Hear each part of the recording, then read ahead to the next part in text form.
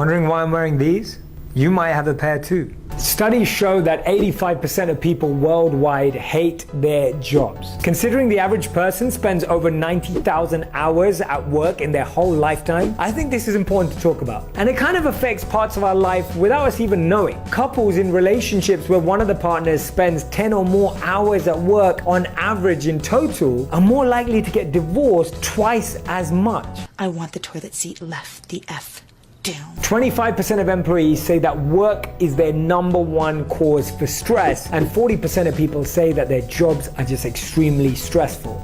That's crazy. This totally blew my mind. In Japan, over 10,000 people drop dead at their desks every year because of working consistent 70-hour work weeks. The phenomenon is called karoshi, translated as overwork death. And on top of all of that, just to make matters worse, we spend 100 hours a year commuting. Luckily, I got the commute to relax. But at the same time, we've all had experiences of moments where even the toughest things don't feel challenging, don't feel negative. Sometimes when even we've been up all night, but we don't feel stressed. There's times when we've been working consistently for hours, days, and months, but we feel happy. How does that happen? Think about when it happened for you. Maybe you were planning a birthday party. Maybe you were creating a website or a blog or your Instagram page. Maybe you're even making videos for YouTube or Facebook. Maybe it's a mix of those things or none of those things, and maybe it's something completely different. The point is, we've all been able to go through stress, pain, and pressure and come out totally fine and actually more excited and enthused about what we're doing when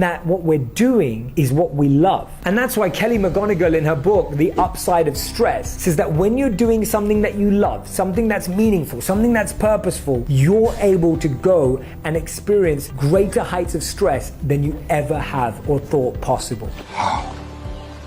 How is this possible?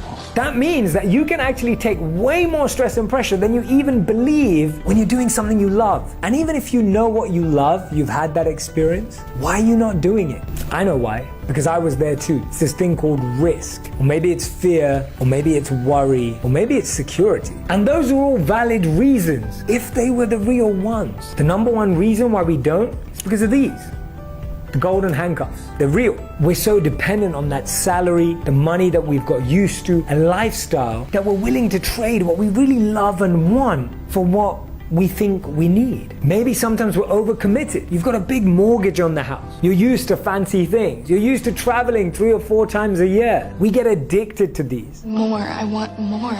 But let me ask you this. What if there was a possibility to start something with no risk at all and you were guaranteed to be successful in it? What would you do? What if you could quit your job? Not today, but soon. What if you didn't even need to quit your job, but you could use your time on your weekends doing what you love, using your time in the evenings to build that side hustle? The reason why I'm asking you all these things is because I was there not so long ago. I was doing something that was good, but not great. I was doing something that I liked, but didn't love. I was waking up every morning not feeling the same level of energy and motivation as I do today. And that's a constant process. It's a constant cycle. You have to keep going through it. All I'm saying is you can start doing what you love today, in your spare time, on your weekends, using your breaks, because that's going to help you create the life that you truly, truly want, not being bound by those golden handcuffs. And these are some of my tips. Number 1, start a side hustle. Maybe it's an online business. Maybe it's an Instagram page. Maybe it's a blog. Whatever it may be, get that side hustle going. Start learning about it quickly, reading about it, speaking to other people who've made it happen in their lives. Everything that becomes your mainstay originally will have started as a side hustle. Get that going right now.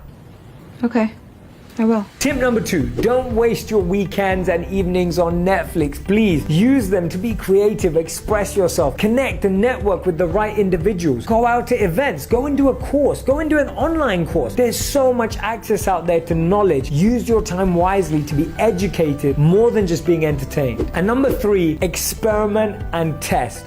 Experiment and test. Keep experimenting with new ideas, speaking to new people, getting people to be sounding boards, testing out things that you thought would work. Not only will you start seeing that you're learning a lot more, but you'll start seeing progress. And ultimately, that's all you need. We don't need to find perfection. We just need to feel progress.